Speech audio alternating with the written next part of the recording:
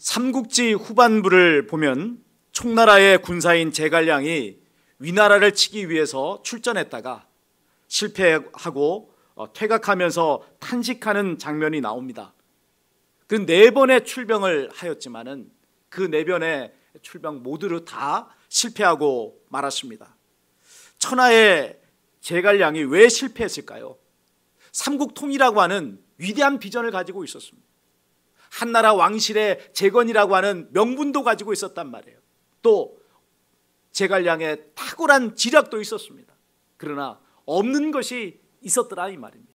무엇이 없었을까요? 제갈량을 도와 이를 성취할 충성스러운 동역자들이 없었다는 거예요. 유비도 관우도 장비도 조자룡도 모두 다 죽어버렸습니다. 그런 상황에서 제갈량이 위나라를 진격해 간 것은 성공을 하지 않으면 앉은 채로 당할 것이 너무나 뻔했기 때문에 그런 것입니다. 담임 목회를 하면서 느끼게 되는 절절한 마음은요, 충성스러운 동역자의 필요성입니다. 하나님께서 주신 교회의 비전을 공유하고 함께 성취할 동역자들이 너무나 필요한 것입니다. 그러기에 하나님 앞에 기도합니다. 하나님, 함께 일하고 함께 동역할 귀한 동역자들을 보내주십시오. 그와 동시에 우리 교회에서 또 귀한 일꾼들을 양육해내는 것이 필요하다 하는 것도 깊이 깨닫게 됩니다. 어쩌면 하나님께서도 동일한 고민을 안고 계시지 않을까 하는 생각을 합니다. 사람은 참으로 많습니다. 그러나 귀하게 쓸 수 있는 인재는 너무나도 적은 것이 현실이라 이 말입니다. 오늘 본문에는요, 갈릴리 나사렛에 살았던 처녀 마리아의 인생을 송두리째 바꾸어버린 한 사건이 나옵니다. 그 사건은 마리아의 일생만 바꿔놓은 것이 아닙니다. 온 인류의 운명을 바꿔놓은 놀라운 사건입니다. 어떤 사건일까요? 천사가 와서 마리아가 아기를 잉태할 것이고 그 아기는 다름 아닌 하나님의 아들이다 라고 전해준 것입니다. 자, 이렇게 누군가 와서 아기를 갖게 될 것이라고 일러주는 것을 가리켜서 수태고지라고 그렇게 말을 합니다. 성경의 인물들 가운데 천사가 와서 수태고지를 했던 인물들이 있습니다. 이삭, 삼손, 세례 요한, 이런 사람들이 대표적인 인물들입니다. 천사가 와서 수태고지를 한 이유는 크게 2가지 때문입니다. 첫째는 불가능한 일을 믿게 해주기 위해서입니다.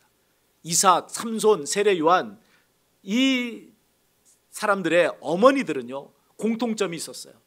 나이가 많아서 이제는 더 이상 자녀를 낳을 수 없는 그런 사람이었다 하는 거예요.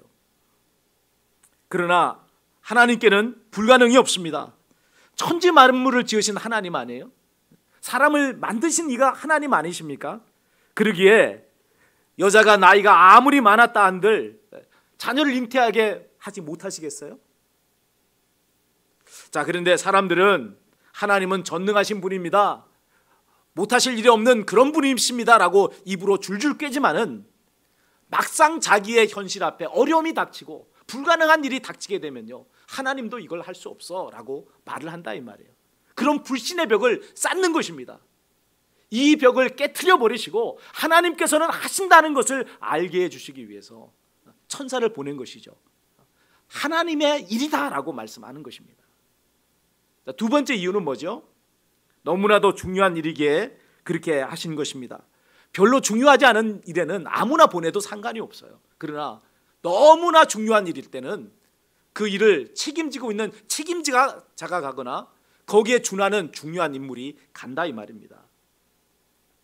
하나님께서 천사를 보내 수태고지를 하게 한 인물들은 모두가 이 땅에서 하나님의 구속 역사에 큰 일을 했던 사람들이었습니다.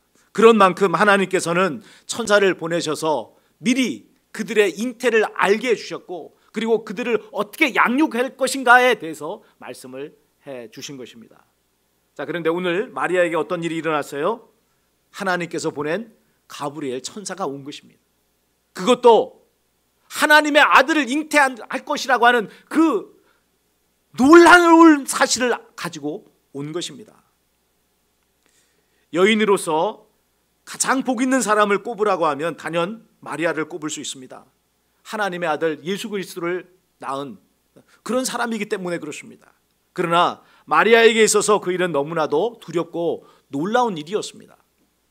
당시 마리아는요, 같은 동네에 살고 있었던 요셉이라고 하는 청년과 약혼을 한 상태였습니다.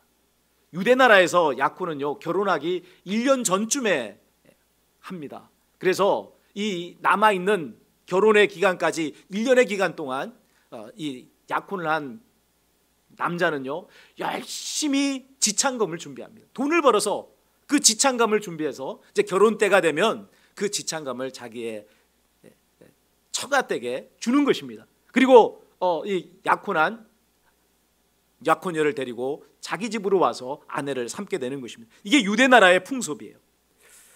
마리아의 나이는 대략 15살 정도였습니다. 그리고 요셉의 나이는 한 18살 정도였습니다. 그것이 그 당시에 총각과 처녀들이 결혼했던 정령기였어요. 여기서 우리는 가브리엘 천사가 전해준 수태고지가 왜 마리아에게 두렵고 놀라운 일이었는가 하는 그 이유를 발견할 수가 있습니다. 무엇보다도 마리아는 요셉과 결혼하지 않은 상태였단 말이에요. 남자와 동침하지 않은 처녀가 어떻게 아이를 잉태할 수 있습니까? 마리아가 천사에게 묻는 말이 바로 그것입니다. 우리 34절이에요. 함께 읽어보도록 하겠습니다. 34절입니다. 마리아가 천사에게 말하되 나는 남자를 알지 못하니 어찌 이 일이 있으리이까. 사람의 이성과 상식으로는 있을 수 없는 일 아닙니까? 부정모혈의 방법으로 자녀가 출생하는데, 아니 남자와 동침하지도 않은 이 동정녀 마리아가 어떻게 아기를 잉태하고 출산한다는 그런 말이겠습니까? 마리아가 이런 질문을 했다고 해서 그녀가 믿음 없는 사람이라고 생각해서는 안 됩니다. 자신이 알 수 없는 일에 대해서 알고자 하는 것은 바른 일이죠. 도리어 알 수 없고 이해할 수 없는 일을 맹목적으로 믿으려고 하는 것 자체가 잘못된 거예요. 우리가 성경을 읽다 보면 잘 알지 못하는 것들이 나와요. 거기에 대해서 이게 왜 이럴까? 알려고 하는 것이 바람직한 믿음의 모습이란 말이에요. 사람들은, 어떤 사람들이 이렇게 말해요. 덮어놓고 믿어. 덮어놓고. 여러분, 덮어놓고 믿어서는 안 돼요. 그것은 하나님의 뜻이 아닙니다. 왜 이것이 이렇게 됐는가라고 하는 의문을 가지고 하나님 앞에 왜 이렇습니까 하고 여쭙는 것이 여러분 우리의 바른 도리예요. 하나님이 성경 주신 거 덮어놓고 믿으라고 주신 게 아니란 말입니다. 하나님께 나아가서 왜 이렇습니까 하고 여쭤볼 때 하나님께서는 기꺼이 그 의문을 풀어주십니다. 혹 내가 아직은 알 수 없는 단계일 때는 그것을 하나님을 믿고 믿음으로 뛰어넘어야 되는구나 하는 것마저도 알게 해주신단 말이에요. 그러니까 무조건 덮어놓고 맹목적으로 믿으려 해서는 안 돼요. 이단에 빠지는 이유가 바로 그런 것 아닙니까? 맹목적으로 믿으려고 하니까. 덮어놓고 믿어야 된다고 말을 하니까 그것이 아니란 말이에요. 오늘 천사의 방문이 마리아를 놀라게 한 것이 아니었습니다. 그녀에게 일어날 일이 그녀를 놀라게 한 것입니다. 자신이 하나님의 아들을 잉태할 것이라고 말한 것 아닙니까? 남자와 동침하지도 않았던 동정녀가 어떻게 아기를 잉태한단 말입니까? 그 일이 너무나도 놀라웠고 두려운 일이었어요. 제가 거제도에서 전도사로 사역을 할 때 일입니다. 최 집사님이 계셨는데 이 모친이 서울에서 이제 아들 집으로 내려오셨습니다. 모친이 권사님이에요. 근데 이분이 폐암에 걸리셔서 내려온 거예요. 그때 제 아내가 이 권사님을 안수기도를 해 주었습니다. 그리고 이제 병원에 갈 날짜가 되어서 서울로 올라가셨습니다. 그리고는 한동안 소식이 없었어요. 어떻게 되었나라고 궁금하게 여겼었는데 이유가 있었습니다. 병원에 갔는데 폐암이 온데간데 없어져 버린 거예요. 얼마나 놀라고 감사했던지 아들 집에 내려오지 못하고 며칠 동안을 자기 집에 있으면서 펑펑 울었다는 거예요. 내게 어떻게 이런 일이 일어났는가? 상상도 할 수 없었던 일 아닙니까? 이제는 내가 폐암에 걸려서 죽는구나 라고 생각을 했는데, 병원에 갔는데 폐암이 온데간데 없어져 버렸으니까 얼마나 기가 막힌 일이겠어요.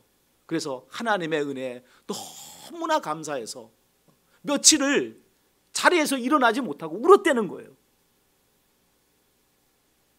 자, 그러나 오늘 마리아에게 일어난 일은요, 놀라고 감사한 차원의 일만은 아니었습니다. 결혼하지 않은 이 처녀가 아기를 잉태한다면 사람들이 이 일을 어떻게 보겠어요? 당장 자신의 약혼자인 요셉부터 마리아를 의심할 거 아니에요. 아마 이제 그 마리아가 같은 동네 오빠니까 오빠인 이 요셉을 찾아가서 이렇게 말할 것입니다. 오빠, 내가 천사를 만났고 지금 내 뱃속에 있는 아이는 성령으로 잉태된 하나님의 아들이야. 여러분이 요셉이라면 그 말을 믿겠어요? 아니, 이게 믿어지는, 있을 수 있는 일이라고 생각이 되겠습니까? 유대의 법에 따르면 정혼한 처녀가 바람을 피워서 임신을 하게 되면요, 그 처녀는 동네 사람들이 끌어내서 돌을 쳐서 죽이는 게 그 당시 유대의 법이었어요. 그러니까 마리아가 천사가 전해준 말에 아멘 하고 응답한 것은요, 목숨을 내놓은 일이었다라고 하는 것입니다. 과연 누가 하나님의 말씀이 이루어지기 위해서 자기의 목숨을 내놓겠습니까? 그런데 마리아는 그 일을 했단 말이에요. 마리아의 입에서 놀라운 말이 나오고 있습니다. 자, 우리 38절입니다. 38절 함께 읽겠습니다. 마리아가 이르되 주의 여종이오니 말씀대로 내게 이루어지이다 하며 천사가 떠나가니라. 마리아가 자기는 누구라고 말해요? 주의 여종입니다 라고 말합니다. 이게 무슨 의미겠어요? 자신에게는 선택의 권한이 없다는 것입니다. 자기의 살고 죽는 모든 것이 주인이신 하나님의 손에 달려 있다라고 고백을 한 것입니다. 그러기에 하나님께서 하신 말씀대로 이루어지이다라고 그렇게 대답을 하고 있습니다.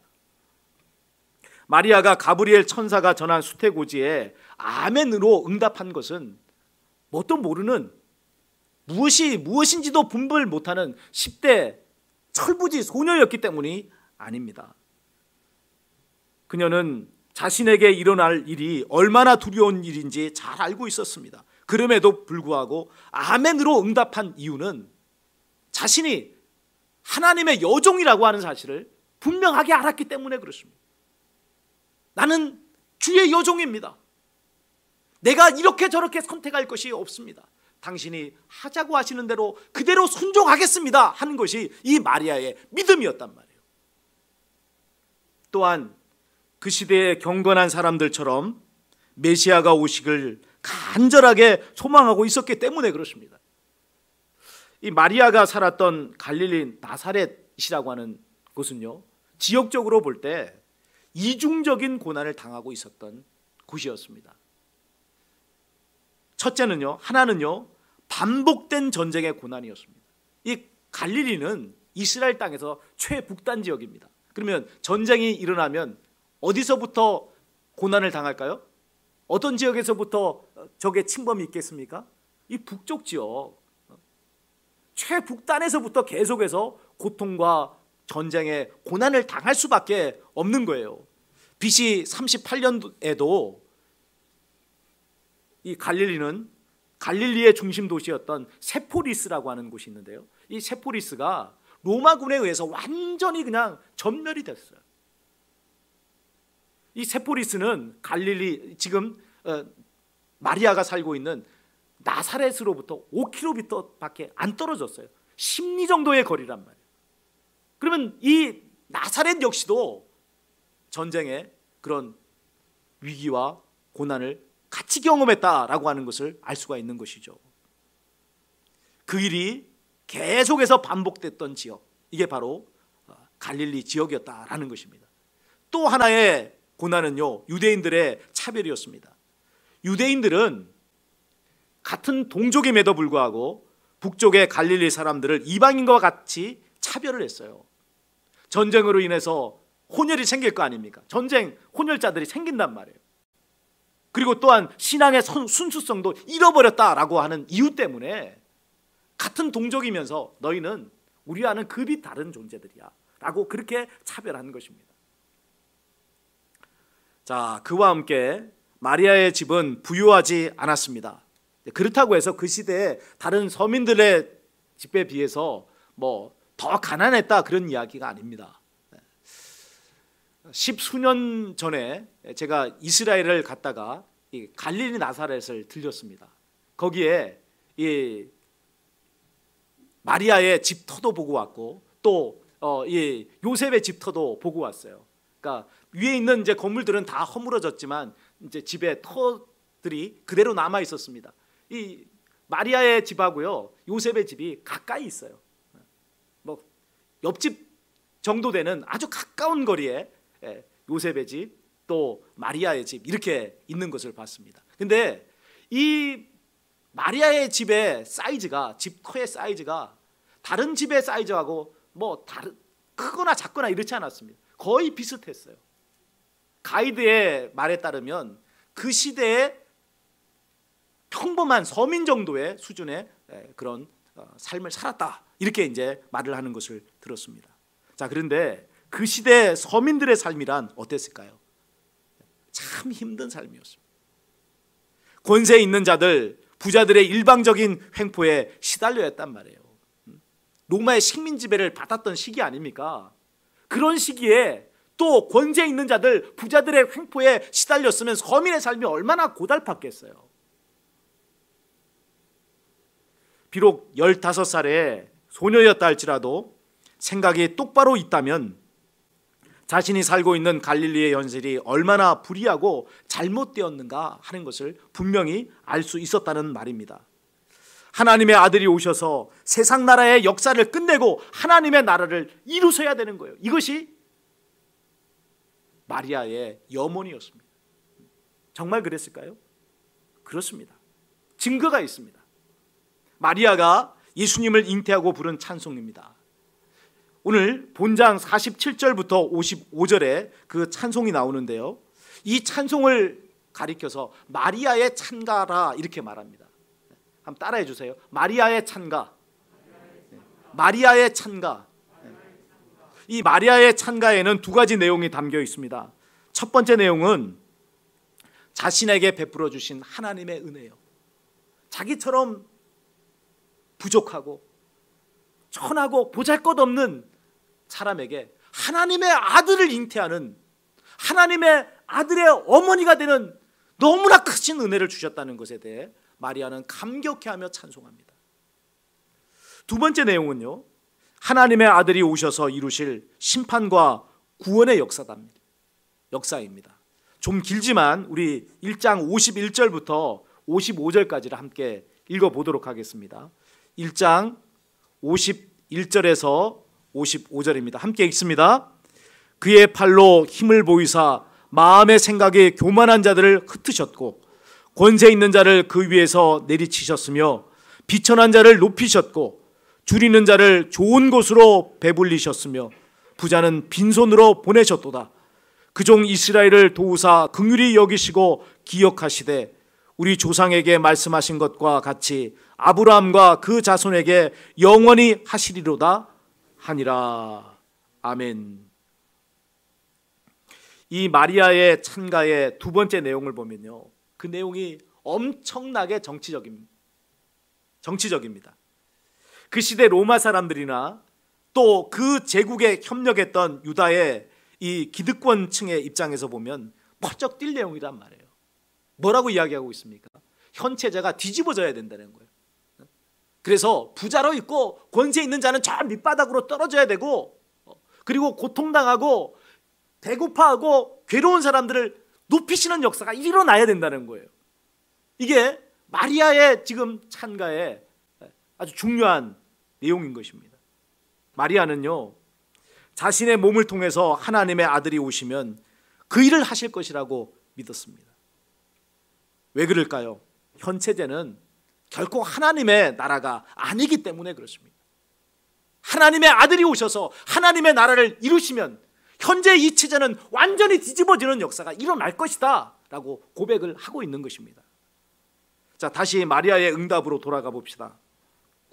우리가 이 마리아의 믿음의 응답, 주의 말씀대로 이루어지리이다 라고 하는 이 응답에 주목을 하는 이유가 있습니다.